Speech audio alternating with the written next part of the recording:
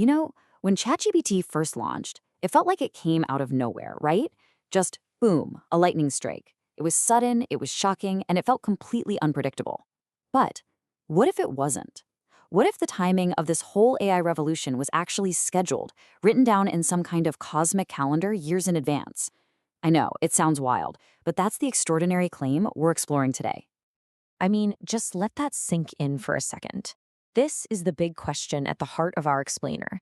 We're basically going to treat this like a cosmic detective story, and we're going to investigate a system that makes this exact, pretty mind-bending claim.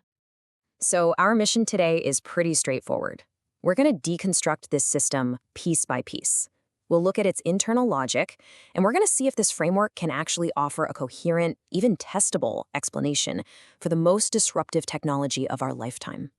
To pretty much everyone on the planet, the launch of ChatGPT felt random. It just happened one day. But the system we're looking at today says nope. It argues that it was the perfectly scheduled end result of decades of development. So what is this system? It's called the Pluto phases system.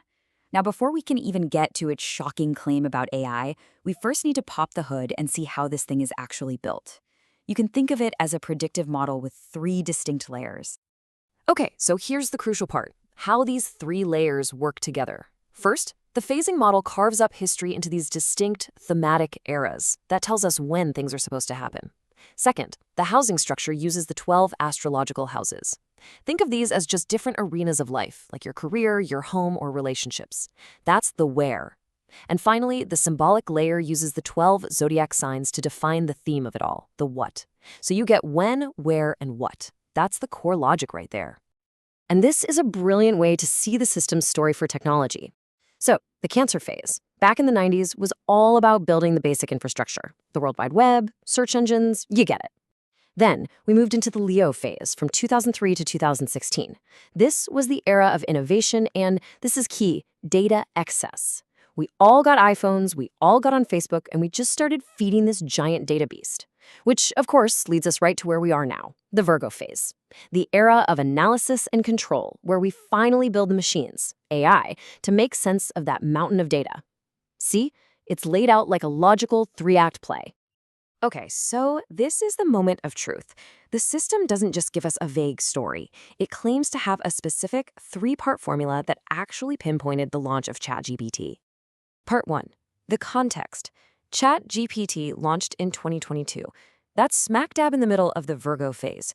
And what are the themes for this era? Analysis and control. I mean, what is AI at its core? It is a massive engine for analyzing data and exerting algorithmic control. So, according to the system, the timing is a perfect fit. Part 2. The catalyst. The key symbol here is the sign Gemini.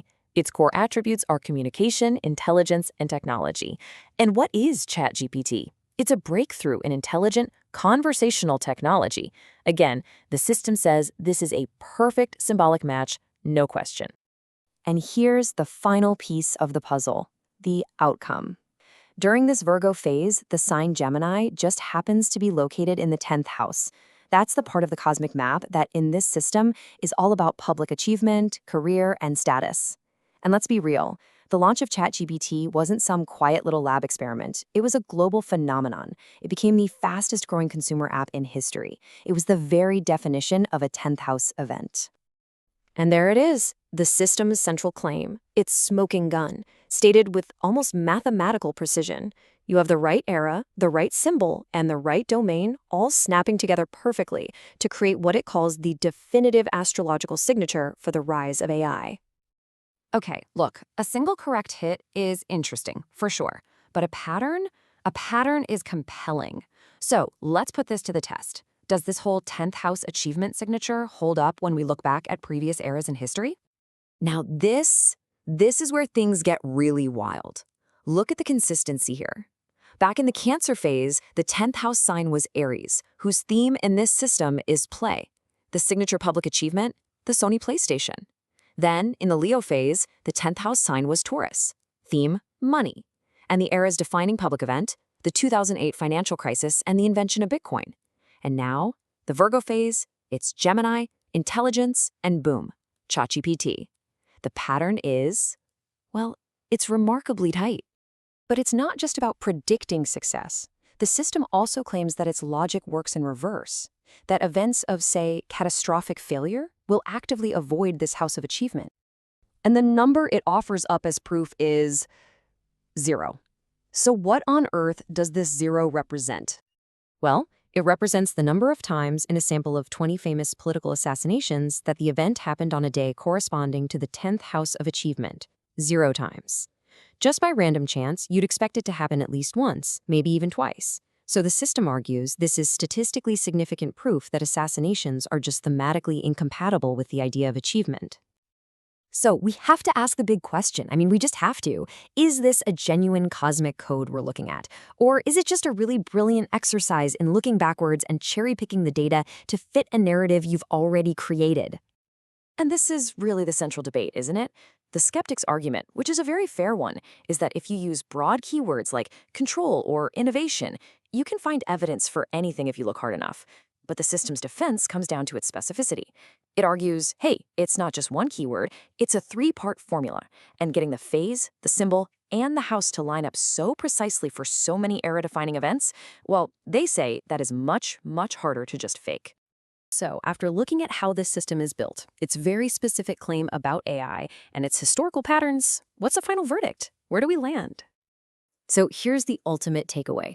From inside its own logic, the system presents a remarkably coherent case.